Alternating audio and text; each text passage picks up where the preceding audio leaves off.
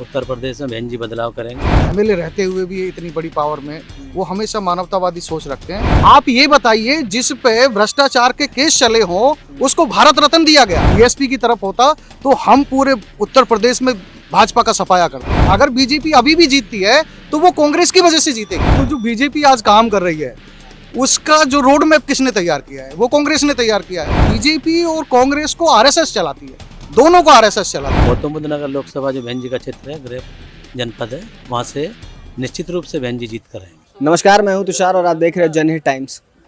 आज 4 जून है और आज हम सबको पता है कि जनरल इलेक्शंस के आज रिजल्ट आने वाले हैं। 8 बज चुके हैं और 8 से ज़्यादा हो चुके हैं और वोटों की काउंटिंग जो है वो शुरू हो चुकी है। इस समय मैं मौजूद हूं गौतम बुद्ध नगर के इलाके में और आज यहाँ पोलिंग स्टेशन पे हमारी टीम मौजूद है और यहाँ पे बहुजन समाज पार्टी से लेके जो समाजवादी पार्टी है, भारतीय जनता पार्टी है, सभी के जितने कार्यकर्ता है सब पोलिंग स्टेशन पे मौजूद है। और यहाँ पे आप देख सकते हैं कि किस प्रकार सारे कार्यकर्ता यहाँ मौजूद है और सभी अपने अपने जीत का दावा कर रहे हैं। लेकिन ये तो देखने आने वाले वक्त में पता चलेगा कि कौन जीतता है कौन हारता है, वो तो शाम तक क्लियर होगा।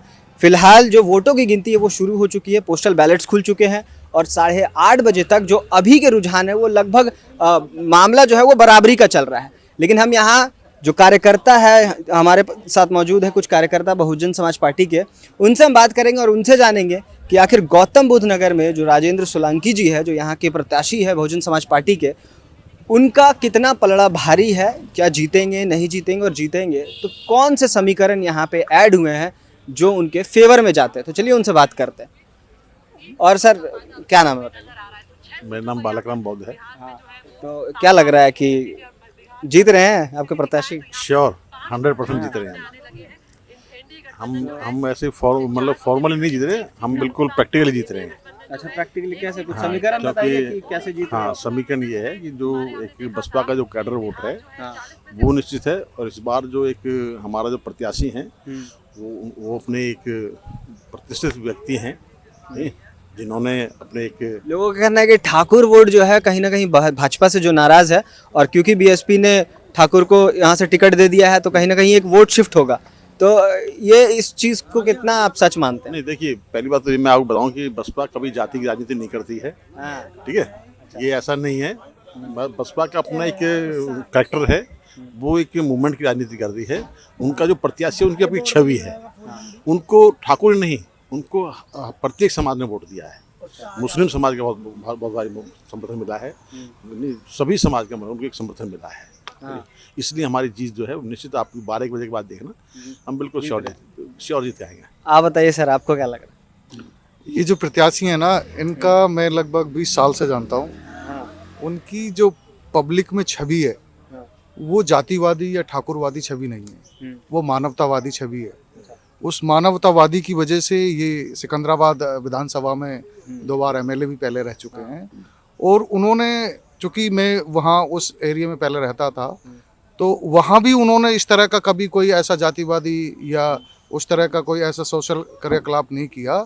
एमएलए रहते हुए भी इतनी बड़ी पावर में वो हमेशा मानवतावादी सोच रखते हैं और इनको इसी सोच के चलते थोड़ा सा ये जो शहरी क्षेत्र है इसमें थोड़ा सा ग्राफ डाउन है। बाकी जो और शहरी क्षेत्र कहा जाता है कि भाजपा का गढ़ माना जाता है। बिल्कुल, बाकी सब में वो इतनी लीड से जीतेंगे कि अनुमान लगाना बड़ा संभव नहीं है कि इतनी लीड लेके जीतना वो बहुत बड़ी बात है। अच्छा, एक और सवाल है कि आकाश आनंद को जिस तरीके से हटाया गया, शुरुआती चरण के जो चुनाव हुए उसमें तो कहा जा रहा था कि बीएसपी इस बार पूरे जोश में लड़ रही है और आकाश आनंद ग्राउंड पे जाके जिस प्रकार से कार्यकर्ताओं में जिस प्रकार से उन्होंने जोश भरा है और उनकी रैलियां जिस प्रकार से भीड़ आती थी उनके रैलियों में, तो ऐसा लग रहा था कि इस बार मुकाबला जो है उत्तर प्रदेश में काफ़ी कड़ा है, क्योंकि एक तरफ अखिलेश यादव और इंडिया गठबंधन और समाजवादी पार्टी जो उनका पूरा चल रहा था, दूसरी तरफ बीएसपी भी इस बार जोश में थी और उसके बाद भाजपा तो है ही।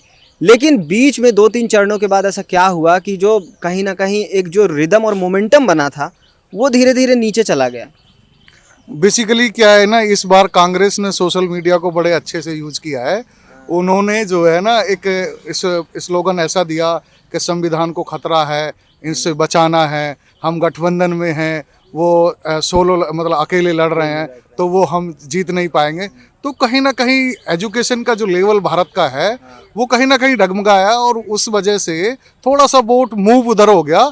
अदरवाइज यही मूव अगर बीएसपी की तरफ होता तो हम पूरे उत्तर प्रदेश में भाजपा का सफाया कर देते। इस वजह से थोड़ा सा जो उन्होंने सोशल मीडिया को जो यूज किया है, लेकिन एक वही तो एक नैरेटिव ये भी तो बना कि जो कहीं ना कहीं जो प्रत्याशी बदले गए बीएसपी के, तो उसके बाद लोगों में भी लगा कि जो नंबर 2 की पार्टी है, जो भी भाजपा से नाराज वोटर है, मतलब कि उनसे खुश नहीं है, चाहे वो अग्निवीर हो चाहे किसान हो, बहुत वर्ग है जो उनसे नाराज चल रहा है, जो ग्राउंड रिपोर्ट्स में सामने आता है। तो उनका कहना है कि जो नंबर 2 पे जो उनको हरा सकता है हम उनको वोट देंगे। लेकिन जिस प्रकार से बीच में जो प्रत्याशी बदले गए, आपको नहीं लगता है कि नंबर 2 से नंबर 3 पे चले गए बीएसपी वाले सारे? नहीं देखो, ये अगर हम पीछे बैकग्राउंड में जाएंगे तो जो बीजेपी आज काम कर रही है उसका जो रोड मैप किसने तैयार किया है? वो कांग्रेस ने तैयार किया है। अच्छा। और राहुल गांधी का ये बयान आना कि मान्यवर काशीराम साहब केवल दलितों के नेता हैं या दलितों का नेतृत्व करते हैं, तो ये किसका काम है? ये सारा का सारा काम अगर बीजेपी अभी भी जीतती है तो वो कांग्रेस की वजह से जीतेगी। तो कांग्रेस क्या खुद चाहती है कि वो 55 पे से मट जाए? बिल्कुल, कांग्रेस ने ये सारा काम अपने आप किया है। बीजेपी में जितने भी लीडर्स हैं आप उनके सारा का बैकग्राउंड उठा कर देखो, वो सारे कांग्रेस से शिफ्ट हुए हैं। हाँ, ये तो है ना, ये सारी चीजें जो ना वहां से हैं। तो हमें इन चीजों को देखना पड़ेगा, क्योंकि बीजेपी और कांग्रेस को आरएसएस चलाती है, दोनों को आरएसएस चलाती है। तो कांग्रेस के जो कांग्रेस है और राहुल गांधी खास तौर पे, वो तो आरएसएस के खिलाफ काफी हमलावर रहते हैं, तो कैसे बोल सकते हैं? बिल्कुल, आप बहुत अच्छा सवाल है ये। मैं किसी के खिलाफ रहूं और पीछे से मैं उसके लिए काम करूं, तो मेरा अपना कोई करैक्टर है क्या? कांग्रेस का आरएसएस का सबसे पहले ये स्टेटमेंट आया था। कांग्रेस ने सबसे पहले आरएसएस का पीएम दिया 93 में, आप जानते हैं, पीवी नरसिंहा राव। वो 91 में जो पीवी नरसिंहा राव था वो आरएसएस का पीएम था और वो कांग्रेस से था। अच्छा। आप ये बताइए, जिस पे भ्रष्टाचार के केस चले हों उसको भारत रत्न दिया गया, कांग्रेस ने अपोज नहीं किया। कांग्रेस, हम मानते हैं, विपक्ष में नहीं थी, फिर भी कांग्रेस ने अपोज नहीं किया। क्यों नहीं किया? जिस पे 400 करोड़ का आपको डीएपी का घोटाला का चार्ज था, उसको भारत रत्न दे दिया। ऐसा क्या उनमें था कि उनको भारत रत्न जैसी उपाधि दे दी गई? हाँ? तो खैर, राष्ट्रपति प्रणब मुखर्जी भी आरएसएस के ही थे और आरएसएस बाद में तो आरएसएस से उनकी नजदीकी एक महीने बाद उन्होंने ज्वाइन भी किया, ये आप अच्छे से जानते हैं। तो बीजेपी हो, मान्यवर काशीराम साहब ने पहले भी ये कहा था कि दोनों हमारे लिए तो एक सांपनाथ है, एक नागनाथ है। बहुजन के लिए एक सांपनाथ है और एक नागनाथ है। इवन इनको, हमारा जो प्रत्याशी है वो एक विशेष वर्ग से कहते हैं कि भाई अगड़े से आता है, उनको भी नहीं छोड़ा, तो ये सारी चीजें हैं। इसमें पीछे से हम बैकग्राउंड को भी ध्यान रखना चाहिए, हमारा जो इतिहास है उसको भी हमें ध्यान रख के बात करनी चाहिए। चलिए, और सर आप बताइए, कुछ क्या लग रहा है इस बार कुछ हो रहा है?